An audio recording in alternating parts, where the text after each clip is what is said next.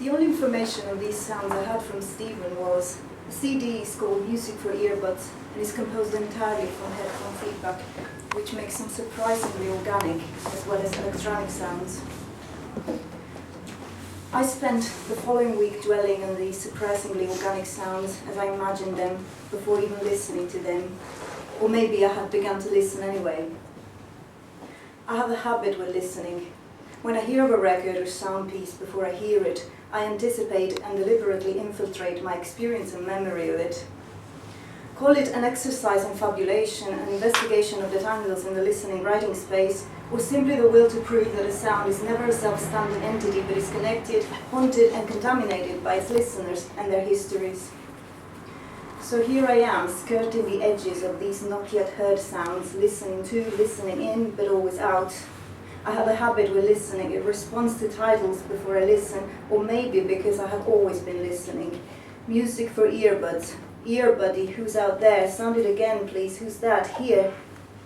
I have a habit with listening. It makes me write, even when I don't know what to say. And today, after playing over and over these sounds, at last I write, ringing, buzzing, these sounds, sparring frenzy. These sounds, so stark and stubborn, hit against their form. I slide on their surfaces. These sounds, so alien yet alluring, call me to spend time with them, attend to them. These sounds mark the edges of hearing and understanding. The rest will remain a mystery. This ring, buzz, these sounds, spiral frenzy. I have a habit with listening, and sometimes it's obsession. These sounds take me to the edge of understanding.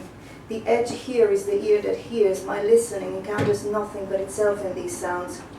There is no key into or out of these sounds, only the endless play of their fabrications. Chapter and emotion of sound are signifier. If I had to name these sounds, it would be something wild, an incantation that returns and turns and generates a new meaning in itself, like these sounds.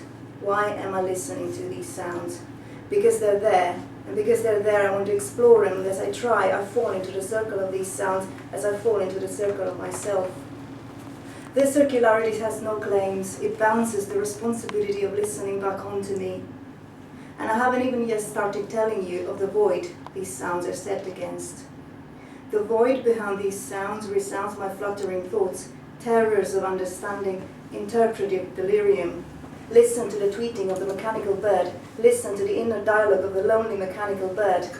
In their exaggerated detachment, these sounds mock the easy, dangerous assumption that a recording is true.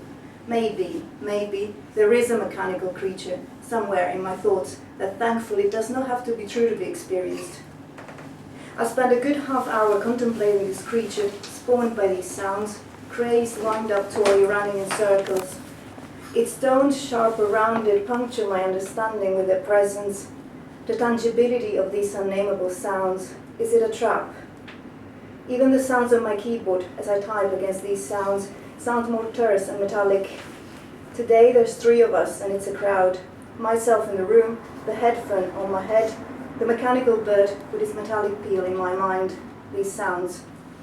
At the end I realized I might not have written much about them. I was too busy listening and writing these sounds in, but always out. In my brain and on this page they stay at peace until they reawaken to the next obsession. Go listen yourselves. I told you I had a bad habit.